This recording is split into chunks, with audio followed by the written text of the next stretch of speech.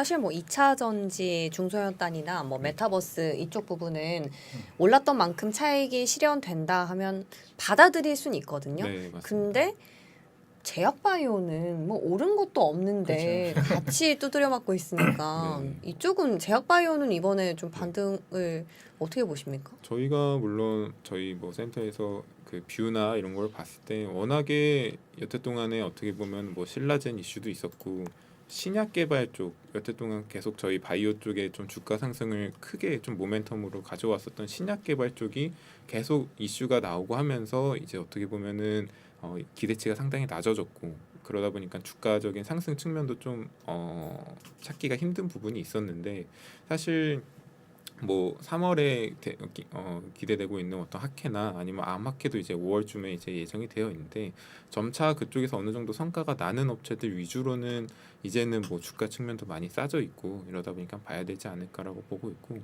최근에는 그러다 보니까 이렇게 좀 퓨어한 바이오 워낙에 리스크가 크다 보니까 퓨어한 바이오보다는 뭐 디지털 헬스케어나 아니면 의료기기 쪽으로도 많은 좀 투자자 관심이 쏠리고 있어서 이런 쪽 위주로 좀 코스닥의 바이오는 좀 접근을 해야 되지 않을까 말씀드리고 있습니다. 사실 바이오가 가야지 코스닥이 가니까요. 그리고 또 2월, 3월 되면은 늘 항상 이제 코스닥의 중소형주 부분이 네. 그런 게 있잖아요. 감사 보고서 시즌이다 맞아요. 보니까 뭐 오토 임플란트도 다음 주 되면 상장 실질 결과 나오죠. 잊고 있던 오스틴입니다. 예. 이제 그러다 보니까 사실 이 얘기를 왜 하냐면 저도 한 4년 전인가 네. 사실 이제 증권사에 있는 애널리스트랑 같이 탐방을 가기로 했는데 잡혔어요. 잡혔는데 갑자기 그분이 약속을 취소를 하시더니 그 다음 날이 정지가 돼 버리는 거예요. 그래서 이제 그 회사가 모다라는 회사인데 이제 그런 부분들이 있다 보니까 어떻게 중소형주에 대한 부분들이 어떻게 보면은 기관들이나 이런 부분들이 조금은 조심스럽게 접근해야 되지 않나라고 네. 생각하시는데 이번에도 좀 그럴 가능성이 있을까요? 네, 사실 제일 이제 2월 달부터도 아직은 좀 보수적인 스탠스인 게 말씀해주신 것처럼 3월 달에 결국은 감사 시즌이고 가장 뭐 제약 바이오나 이런 코스닥 중소형 업체가 상대적으로 조금 더 조심스럽게 접근을 해야 되는 부분이 있어가지고 예. 일단 3월 달에 그런 어떤 감사 시즌도 지나고 말씀해주셨던 개별 이슈들이 좀 나오는 종목들로 좀 선별적으로 봐야 되지 않을까. 예전처럼 어떤 이렇게 추세적인 뭐 바이오 주도 섹터로서 이렇게 나오는 반등이 나오기에는 아직까지는 조금 보수적인 부분이 있는 것 같습니다. 그 감사는 한 달 거의 내내 발표가 되나요? 3월 내내? 4분기는 거의 3월 중순까지 네, 하는 3월 말까지도 3월 해서 중순.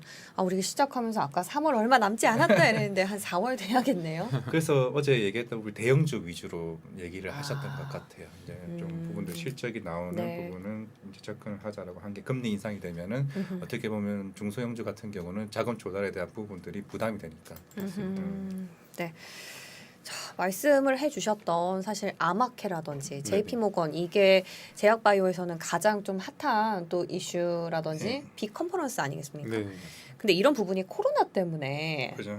코로나 전에는 되게 부각을 많이 받았거든요. 네네네. 아마케에서 뭐 BBB 뭐 이런 네, 얘기도 있었고 맞습니다.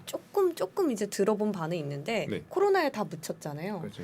코로나 관련해서 사실 제약바이오 중에는 진단키트가 요즘에 좀 핫한데 네, 맞아요. 그 부분은 전망까지는 아니더라도 지금 단기적으로 우리가 어떤 가시적인 성과나 실적이 나오기 전에 접근해보는 이런 전략은 어떻게 보세요? 사실 뭐 제가 이렇게 담당하는 업체가 아니어서 뭐 이렇게 이렇게 정확한 판단을 드리긴 힘들 수는 네. 있는데 아무래도 이제 진단 키트 쪽은 사실은 3분기까지 작년 3분기까지 어떻게 보면 피크아웃을 찍고 좀 이제 내려오지 않을까 할 때쯤에 이제 오미크론이 확산이 되면서 그렇죠. 4분기 그리고 올해 이제 1, 2분기 뭐 여러 컨퍼런스 통해서 나오겠지만 네. 거의 작년치의 그 출하량이 뭐 올해 1분기에 나올 정도로 상당히 진단 키트 쪽의 판매량이 많이 커지는 부분이 있어서 지금 약국가도 없대요. 네, 맞아요. 네. 그런 부분이 사실 여태 동안 업체들도 진출한 업체들도 좀 한정적이었었고 네.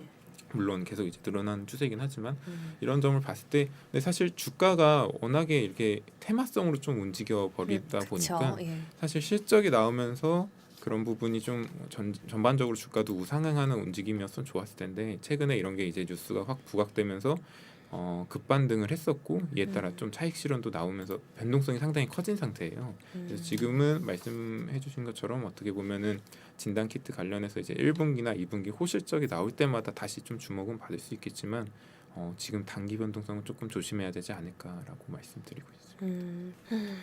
자, 지금 뭐 댓글도 저희가 보면서 하고 있는데 네. 제약바이오 무서워요. 올려주시고 네. 저도 무서워요. 제약바이오는 지하 막 몇 층까지 그래서 혼자서 지하까지 있나요? 임상 데이터 실패해버리면 갑자기 하한가 가버리고. 그러니까요. 그러니까 그래서 부분이 굉장히 어려운 부분인 것 같아요. 사실 뭐 매니저분들도 바이오에 대한 부분을 어려워하시는 분도 굉장히 많으셨던 것 같고 늘 항상 공부를 해야 되는.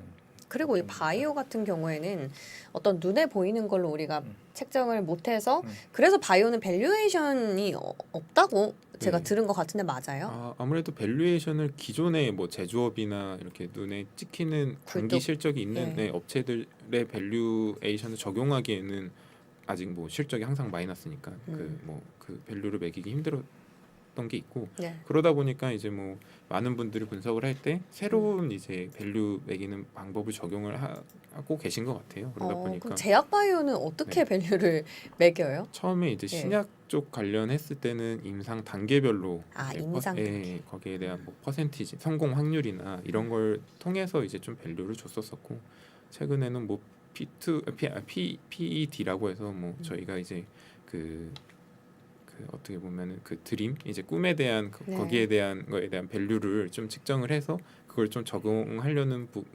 부분도 아무래도 제약바이오 쪽으로 좀 많지 않을까 보고 있습니다. 진짜 리얼 드림주네요. 그렇죠. 그냥 시장에서 저는 하는 얘기인 줄 알았는데 리얼 PED D. 네. 음. PDR 저도 예. 이제 정확한 그 약간 네네 드림주가 팩트가 맞는 걸로. 네.